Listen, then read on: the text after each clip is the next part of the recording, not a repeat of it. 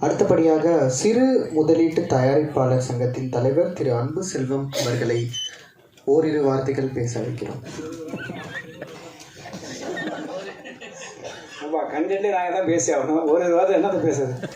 வணக்கம். இங்கே வந்திருக்க அனைத்து மீடியா நண்பர்களுக்கும், கலையை சேர்ந்த அனைத்து நடிகர்களுக்கும், மேலே இருக்க அனைத்து டெக்னீஷியன் தலைவர் அனைவருக்கும் வணக்கம். என்னன்னா, இப்போ படம் வந்து ஆர்கே வெள்ளி மேகம் அவர் என்ன ஆனந்தவன் சொன்ன மாரி ஒரு ப்ரொடியூசர் படத்தை எடுத்து முடித்ததுக்கப்புறம் பார்த்தீங்கன்னா பேச்சே வராது. பேச சொன்னாலும் பேச மாட்டேங்க. நான் பேச நீ பேசுவாங்க பாருங்க. எவ்வளோ தெளிவாக தமிழ் அறவரையாக இருந்தாலும் ஒவ்வொரு வார்த்தையும் தெளிவாக சொன்ன போகிறேன். இதுதான் அவர் ஜெயிச்ச முதல் படமே ஆர்கே வெள்ளி மேகம். இது ஒன்று தாங்க அவருக்கு மிகப்பெரிய இது. அதுக்கப்புறம் அவங்க மனைவியை நான் பேசி ஆகணும். எவ்வளோ தான் காசு பணம் இருந்தாலும் ஒரு தொழில் பண்ணணும்னா மனைவியை கேட்காம செய்ய முடியாது. அப்படியே கேட்டு செய்யாமல் செஞ்சோம்னா வீட்டில் உள்ள நுழைய முடியாது. டப்பா டான்ஸ் ஆடிடும். அப்பேற்பட்ட மனைவி கடைசி வரைக்கும் இருந்து அவங்க அவங்க மேலையில் அமைச்சு அவங்களுக்கு சால்வ் பண்ணி அவங்களுக்கு ஆசை. தயவுசெய்து மேலே வாங்கம்மா, மேலே வாங்க.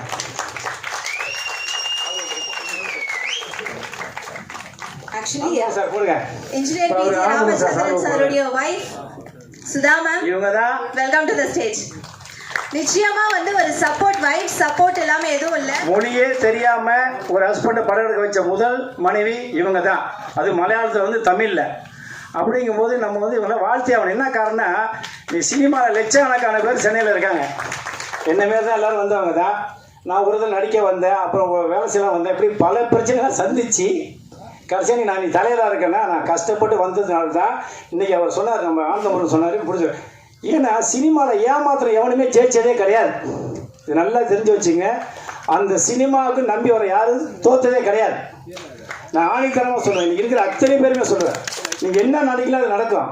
பாருங்க, சென்ட்ரல் கவர்மெண்ட் 2 பேருமே ஹஸ்பண்ட் 2 பேர் சென்ட்ரல் கவர்மெண்ட்.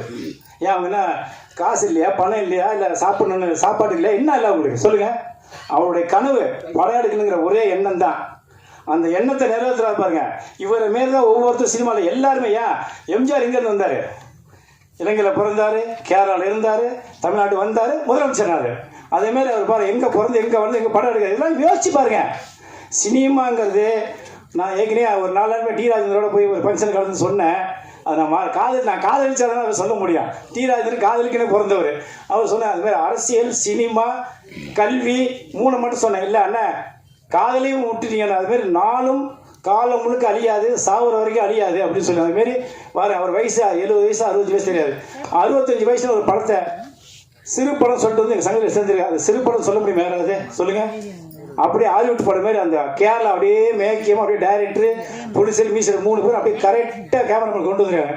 இதுதான் படம். ஏன் இதை சொல்கிறேன்னா, ஒவ்வொருத்தரும் சினிமா சொல்கிறாங்க, காக்கைக்கு தன் குஞ்சு பொன் குஞ்சு சொல்லுவாங்க. அந்தமாரி அவருக்கு பாருங்கள், இவ்வளோ பேருக்கு ஒரு ஸ்பைஸ் சம்பளோட பாக்கியில் சொல்லிக்காரு. இதுதாங்க சினிமா. அந்த டெக்னீஷியன் 1 ரூபா வைக்க சொல்ல பாருங்க. அந்த மனசு தான் அவரை வாழ்த்து இந்த படத்தை வெற்றி வர வைக்கும். அவர் தோக்கவும் மாட்டார்.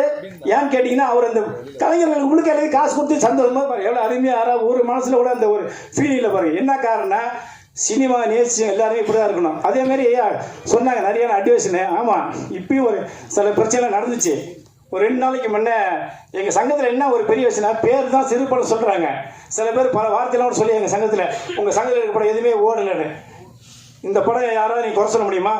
படம் ஒழுங்காக எடுக்கணும். இந்த படத்தை பார்க்கும்போது பார்த்து ஹாலிவுட் மாரி அந்த பேக் பாருங்க, அப்படியே கேரளாவில் ஒவ்வொரு சீன்ஸ் ஒவ்வொரு கேமராமேன் பூந்து விளையாடிருக்காரு. மியூசிக் எப்படி கொடுத்தா பாருங்க. எங்கே எப்படின்னா பார்த்தீங்கன்னா அப்படியே என்னமோ மவுண்ட் ரோட்டில் இருக்க மாரி, ஹாலிவுட்டில் இருக்க மாதிரி படம் இருக்குது ஒவ்வொரு சீனும்.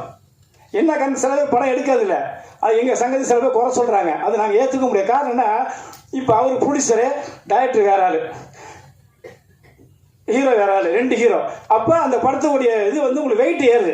ஒரே டைரக்டரு, அவரே ஹீரோ, அவரே பிடிச்சும்போது அந்த படத்தில் மேக்கிங்கே ஒன்றும் இருக்க மாட்டேங்குது. அந்த படத்தை ரிலீஸ் பண்ண கஷ்டமாக இருக்குது. ஒன்றும் இல்லை, 25 வருஷத்துக்கு அப்புறம் நீங்கள் மோகன் படம் 6 எங்கள் சங்கம் தான் அந்த சென்சார் கிளியரன்ஸ் கொடுத்துருக்கு. இதை விட எங்கள் சங்கத்துக்கு என்ன வேணும்? அடுத்த யோகி பாப்பா படம் ஸ்டூடியோ வந்து ஸ்கூலுன்னு இந்த வெள்ளி மேகம் இந்த இது போப்பா காலை. என்ன காரணம், ஒரு 2 நாளைக்கு முன்னே யோகி பாபு நடித்த படம் ஸ்கூலு எங்கள் சங்கத்தில் தான். இதெல்லாம் சொன்னால் தான் உங்களுக்கு புரிய. சினிமாவில் இருக்கிறீங்க எல்லாருமே அதை புரிஞ்சுக்கணும். ஏன்னா சினிமாவில் ஒவ்வொருத்தன் ஏமாதி சாப்பிட்றதா தான் நான் சொல்ல வரேன். என்ன காரணம்னா, ஸ்கூல்னு படம் முந்தா நாள் ஸ்டூடியோ நிப்பாட்டாங்க. ஏன்னா ப்ரொடியூசர் வந்து எங்கள் சங்கத்தில் இருக்கார். அதே ப்ரொடியூசர் வந்து டைரக்டாக பெப்சி யூனியனில் டைரக்டர் இருக்காரான். அதுக்கு அவங்க என்ன பண்ணியிருக்காங்க போய் நேற்று முந்தா நாள், இதுமாரி நீங்கள் வந்து டைரக்டரில் இருக்கீங்க, நீங்கள் வந்து சிறு படத்தை இருக்கிறதுனால இந்த படத்தை நாங்கள் ஒத்துழைப்பு கொடுக்க மாட்டோம் அப்படின்னு சொல்லியிருக்காங்க. உடனே பண்ணி ஃபோன் பண்ணுறாங்க. இதனால உண்மை நான் சொல்லி ஆகணும் சார், உங்களுக்காக சொல்கிறேன். உடனே நான் சொன்னேன், என்ன பண்ண இல்லை சார் நாங்கள் அதெல்லாம் இல்லை அப்படின்னு டேரக்டர் போன. அவன் பேர் வந்து சொன்னால் தான் சினிமா உருப்பிடும். இல்லை எல்லா பேரும் ஏமாத்திரி இப்படியே இருப்பானுங்க. ஒரு பிரியாணிக்கு தான் அலையிறானுங்க. ஒரு பிரியாணி ஒரு டீ அப்படியே ஷூட்டிங் நடக்கிற இடத்துலாம் போய் இது பண்ணுறானுங்க. கட்டுப்பாடு எடுத்து இது கட்டி வாங்குறானுங்க.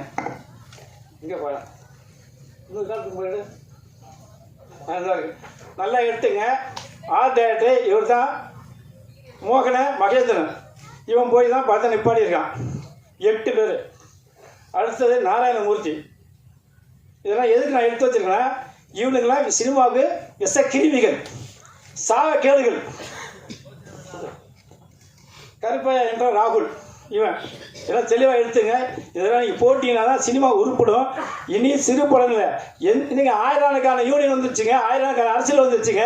ஆதேக இல்லையா, இந்தியாவில் உள்ள 140 கோடி ஃபோன் இருக்குது. அவங்களாம் மீடியா இல்லையா, அவங்களாம் பற்றி இல்லையா, இவங்களை மட்டும்தான் சங்கம் இருக்கா சொல்லுங்கள். நீங்கள் எத்தனை தொழிற்சங்கம் இருக்குது, எத்தனை அரசியல் இருக்குது? இன்னைக்கு 1000 அரசியல் இருக்கு. ஆனால் இவங்க ஒரு யூனியன் வச்சுட்டு நேற்று போய் ஒரு நாளைக்கு 5 லட்சம் ரூபா சம்பளம் யோகி பாப்புக்கு. அந்த படத்தை நிப்பாட்டிட்டாங்க. அந்த படம் பூமிகா நடிச்சிருக்கு, அந்த படத்தை நிப்பாட்டிட்டாங்க. இவன் பேர் வெங்கட். இவன் தான் எல்லாரும் ஃபோன் பண்ணி சொல்கிறான். அப்போ நீ ஆம்பளை இருந்தா, நல்ல ஒரு அப்பனுக்கு பிறந்திருந்தா, என்னோட சங்கத்தில் சிறுபான்மையினர் ஊரில் நேரடியாக இந்த மோதி திருவள்ளுவர் நடந்துச்சு.